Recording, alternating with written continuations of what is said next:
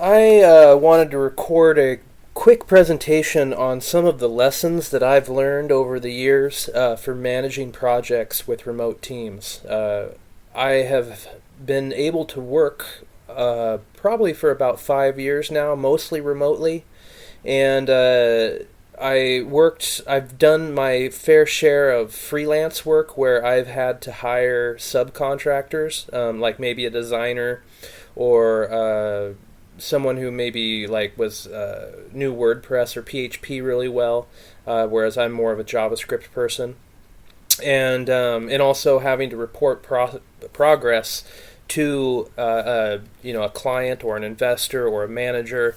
And so this video is really going to capture the really simple, pragmatic approach that I've had success with over the years with managing both myself and teams and reporting progress.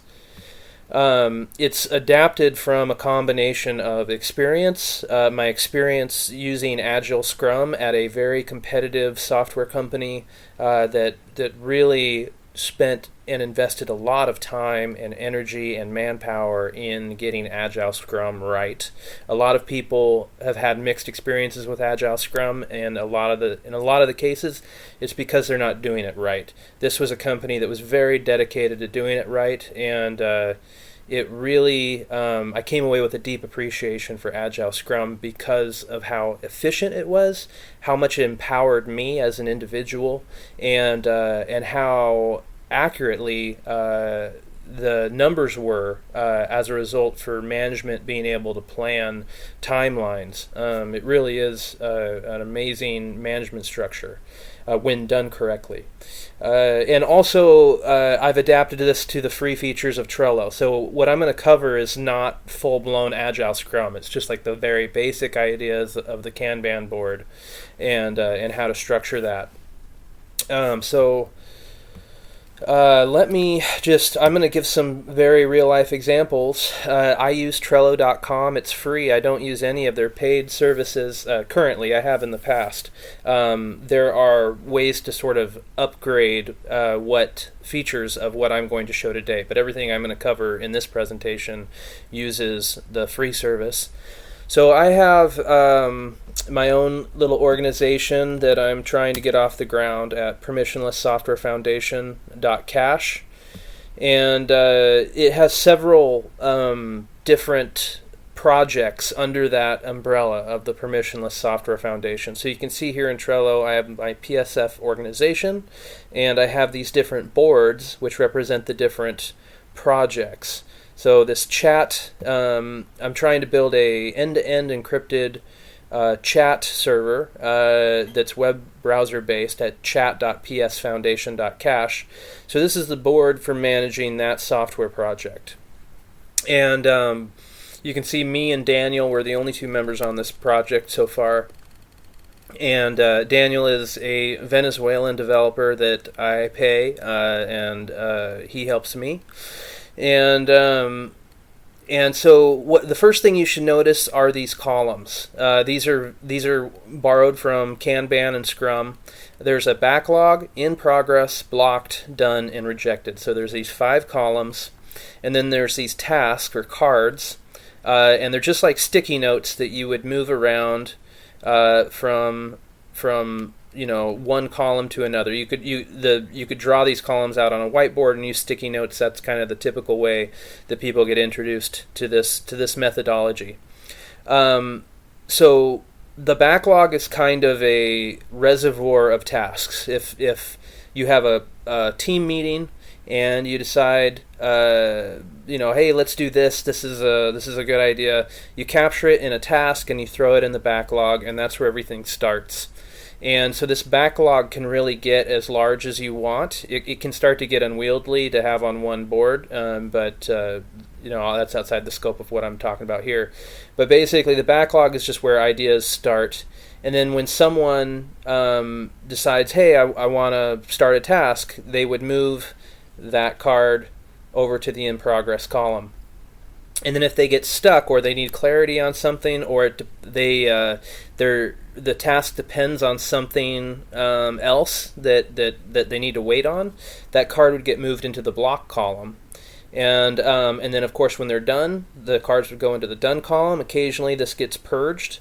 And also, in this, you typically don't want to delete cards, even if you make a mistake. You just for the sake of clarity and history, you would move the card over to the rejected column, and then that would periodically get purged as well. A few extra features that on top of this is that so that's the column placement. The position, you can move these cards and rearrange them. And I typically will use, and the people I work with, we will, the closer to the top means higher priority, and closer to the bottom means lower priority.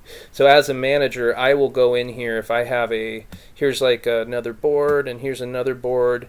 So here's like several tasks, and so I will go in and periodically rearrange the positioning of the cards in this column to indicate to all the other members that when Daniel's looking for a new task, he knows to start on the top one. When he's looking for additional things to do, and so it's not, and that same thing works in all the columns. So if he had several tasks in progress, I could go in there and rearrange them, and then I'd probably send him a note, say, hey, I rearranged your task. Please focus on this other task as a priority, and that really helps communicate to everyone in the team what the priorities are and what they should be focusing on without any verbal communication required. Another important concept are these tasks. You want to avoid scope creep. You really want each task to be between a half hour and 2 hours to complete. So anytime you can break a card into multiple cards, that's a good thing. You should always be looking for opportunities to do that as a manager. As both, and a big part of this is that anyone can create a card, and this management strategy empowers every member. So you're not just waiting on your manager to tell you what to do. Anyone, if Daniel read one of these cards and he was like, whoa, this is way too big, or it's dragging out, it's taking me multiple days to complete, he would look for opportunities to break his card up. He doesn't need my permission to do that into smaller bite-sized tasks.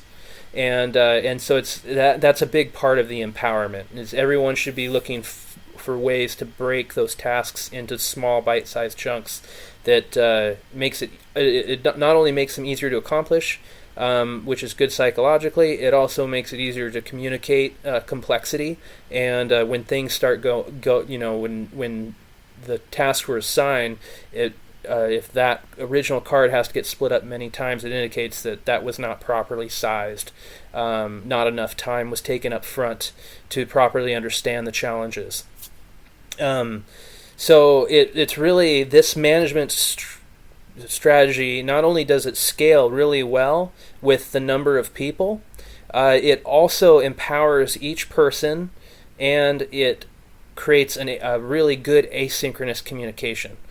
And what's nice about Trello, another feature, you can see here, it's got the little red bell. So Daniel's done something in here that I have not read yet. So if I bring this up, I can see his additional comments, and then when I click, it goes away. And there's also this nice bell where I can just click. I can just view any updates. So there's nothing in here because I already clicked on here. But if I hadn't, it would have popped up in this list of my notifications of what's happened since the last time I clicked that little bell.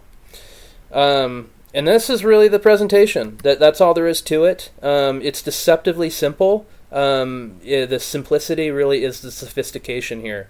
It's incredibly scalable. There's not a lot of value in doing this for one person, because I've tried to do that. I've tried to just manage myself, and it gets kind of silly. But the minute you add a second person, particularly if they're remote, but this also is still very valuable even if you're working with local people in the same office. This is just a great asynchronous way to communicate and to manage projects.